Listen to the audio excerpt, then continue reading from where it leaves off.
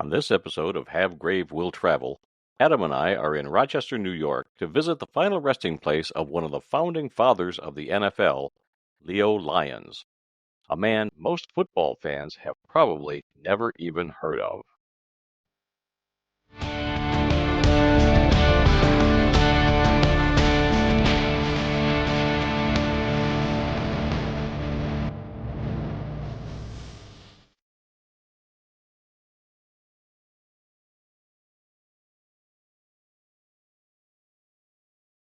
In 1920, several team owners attended a meeting in Canton, Ohio, which was arranged by the owner of the Canton Bulldogs, Ralph Hay.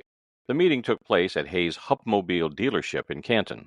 Hay was looking to form a new pro football league, and Leo Lyons was there as the owner of the Rochester Jeffersons. Also at the meeting was Jim Thorpe and George Halas of the Decatur Staleys, a team that would become the Chicago Bears in 1922, as well as many other team owners from surrounding states.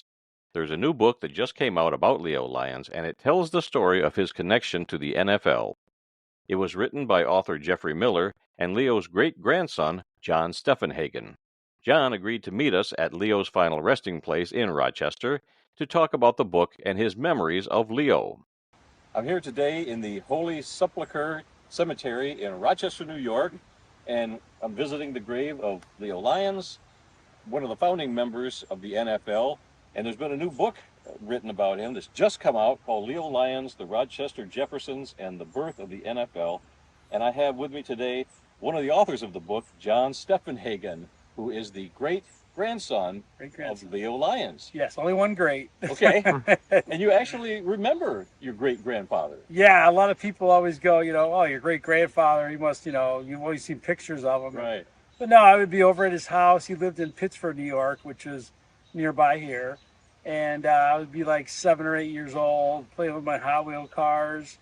And a couple old guys would come in. This is one particular summer. And they had long coats and cigars and hats. And they come in, and I was playing with Hot Wheel cars. My mom says, "Shh, keep it down. He's got some company over." And I'm like, all right, whatever. So I never thought about it or whatever. But later on, years later, my mom would say, "You know those two old guys there that came over to that house that summer?" I'm like, yeah.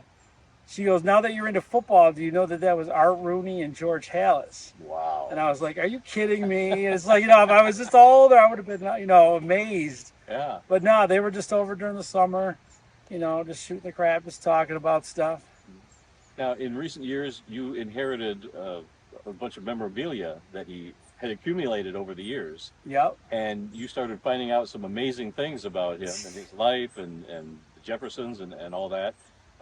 And you decided it was time to write a book about this. Mm-hmm. And you got with Jeffrey Miller, yep, to write this.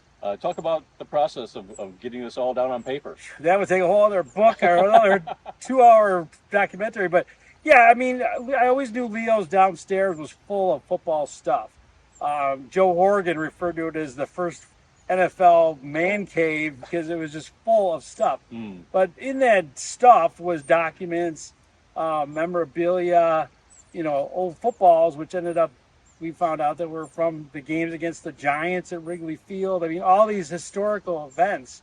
But at the time, I thought it was just junk, just stuff from his childhood and stuff he kept. Right. So over the years, they just sat and gathered dust in my closet. I'm like, I was into racing. I wasn't into football. So then I finally got into the things and started Googling things. And I'm like, oh, wow, the Jeffersons played here. Oh, there was actually a newspaper article that had a picture of Leo holding the ball in his arm in 1930. And it's like, that looks like the ball I got. So it's just in a matter of researching down the lines of everything that I had, we were bumping into actual evidence of what these things were. And then it was compounded by finding inventory lists scattered among, he had thousands and thousands of documents and boxes that I would just go through, And one of them I would come across was an inventory list that Pete Rozelle had sent to Leo, asking for an inventory list for the opening of the Hall of Fame. Mm. So in this list are several things that kind of like, are these the things that I'm holding on to? And so I would go one by one and ended up finding out that most of the stuff was actual historical stuff that Leo had in his collection. Wow. So it was just, and then it made me sick because there were hundreds of more things. The Red Grange's football jersey. I mean, things that were just like mind-boggling, and I'm like, oh my God, I don't. Where is this stuff? But the Hall of Fame and Joe Horgan did come to his house after he passed away in '76, and had taken truckloads of things to the Hall of Fame. Wow. And Leo was very meticulous about documenting all, Yes, at least most of these items. yes, Where they were used, who gave it Yep. to him, the game it was used in, or whatever. So he did all the work for you. All you had to do was sift through find it mountains right. of artifacts, and from Sure. that, this book has come about. Yeah. I can't wait to read this. I haven't got my copy yet, but I'm looking forward to reading this book very much. History of the early days of the NFL quite a bit from the stuff that you've discovered. Like I told you, the Chicago Bears called me on the phone. I was at work one day, and they're like, because I ended up finding out that there were notes that George Hallis was referring to the Bears a year before they were called the Bears, and he was talking about, oh yeah, he was calling them the Bears just out of he already knew he was going to change it. Right. It was like the first recorded instance of the Bears being called the Bears. So they called you because they found out you had a football. Yes, the football, and that they never had known about it. And Wilson, there's luckily, thank God, there's a Wilson logo on the football with a W with a box through it, because that was the 1920 football. Wow. So we were actually able to go back to a catalog and find that was the ball for that year, and just go on and on. But yeah, I talked with Wilson Sporting Goods and trying to authenticate everything, but everything's been really good. And another thing, did you notice this rock down here with the Rochester Jefferson's logo on it? You made that, didn't you? You Yeah. Here. Tell me that story. About 5 or 6 years ago. My kids were little at the time, obviously, and we were painting rocks at home, and it ended up in our vehicle.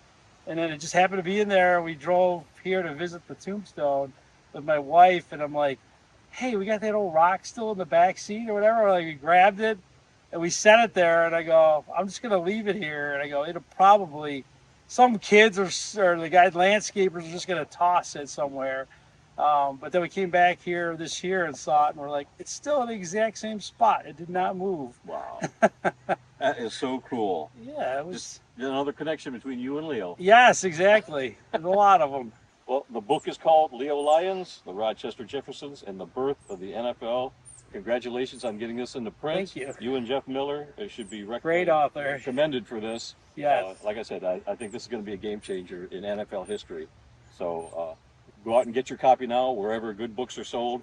And John, thank you very much for meeting us here in the Rochester Sepulchre Cemetery. Holy Sepulchre, yes. Holy Sepulchre Cemetery here in Rochester to visit the grave of Leo Lyons. Thanks for being here today. Thank you very much for having me on.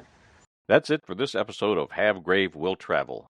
Join us again next time as we travel the country visiting the graves of iconic figures in football history. Until then, we'll see you down the road.